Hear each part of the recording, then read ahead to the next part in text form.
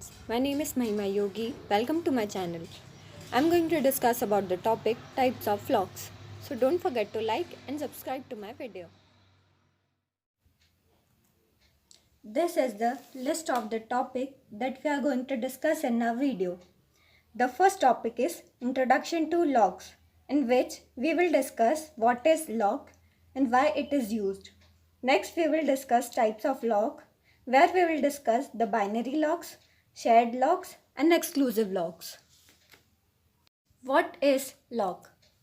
A lock is a data variable which is associated with the data item that describes the status of the item with respect to possible operations applied to it.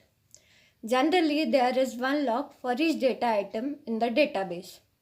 It is used as a mean of synchronizing the access by concurrent transaction to the database item. Types of locks. Several types of locks are used in concurrency control. To introduce locking concept gradually, we first discuss binary locks, which are simple but restrictive and so are not used in practice. We then discuss shared or exclusive locks, which provide more general locking capabilities and are used in practical database locking schemas. Binary locks. A binary lock has two states or values. First is locked, that is denoted by 1, and second is unlocked, that is denoted by 0. Two operations, lock item and unlock item, are used with binary locking. Lock item and unlock item operations must be implemented as individual units. That is, no interleaving is allowed once a lock or unlock operation is started until the operation terminates or the transaction waits. If an object, that is a database, table, page or row, is locked by a transaction, no other transaction can use that object. If an object is unlocked, any transaction can lock the object for its use. As a rule, transaction must unlock the object after its termination. Therefore, every transaction requires a lock and unlock operation for each data item that is accessed. Such operations are automatically managed by dbms. The user does not need to be concerned about locking or unlocking data items, as every dbms has a default locking mechanism. If end user wants to override the default, the lock table and other SQL commands are available for that purpose. However, the binary locks are now considered too restrictive to produce optimal concurrency conditions. For example, dbms will not allow two transactions to read the same database object even though neither transaction updates the database, and therefore no concurrency problem can occur.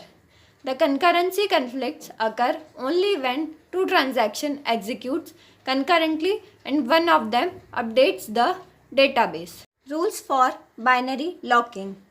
In a binary locking system, every transaction must obey the following rules. First, transaction must issue lock item A operation before any read item A or write item A operation. A transaction must issue unlock item A operation after all read item A and write item A operation. Here A is a data item on which transaction perform operations. A transaction will not issue unlock item A operation unless it already holds the lock on item A. A transaction will not issue lock item A operation if it already holds the lock on item A.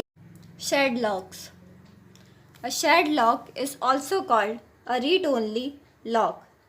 With the shared lock, the data item can be shared between the transactions. This is because you will never have permission to update data on data item. A shared lock is issued when a transaction wants to read data from the database. and no exclusive lock is held on that data item. A shared lock exists when concurrent transactions are granted read access on the basis of common lock. A shared lock produces no conflict as long as all concurrent transactions are read-only. For example, consider a case where two transactions are reading the account balance of a person. The database will let them read by placing a shared lock. However, if another transaction wants to update that account's balance, shared lock prevents it until the reading process is over. Now, exclusive locks. Exclusive locks. In the exclusive lock, a data item can be read as well as written. It is exclusive and can't be held concurrently on same data item. The exclusive must be used when probability of conflict exists. An exclusive lock is issued when a transaction wants to update or write a data item and no locks are currently held on the data item by any other transaction. For example, when a transaction needs to update the account balance of a person, you can allow this transaction by placing exclusive lock on it. Therefore, when the second transaction wants to read or write, exclusive lock prevents this operation. Locking operations. Using the shared or exclusive locking concept, a lock can have three states. First is read lock A, second is write lock A, and third is unlock A. Read lock is also called shared lock and write lock is also called exclusive lock. Rules for shared or exclusive locks. In shared or exclusive locking system, every transaction must obey following rules.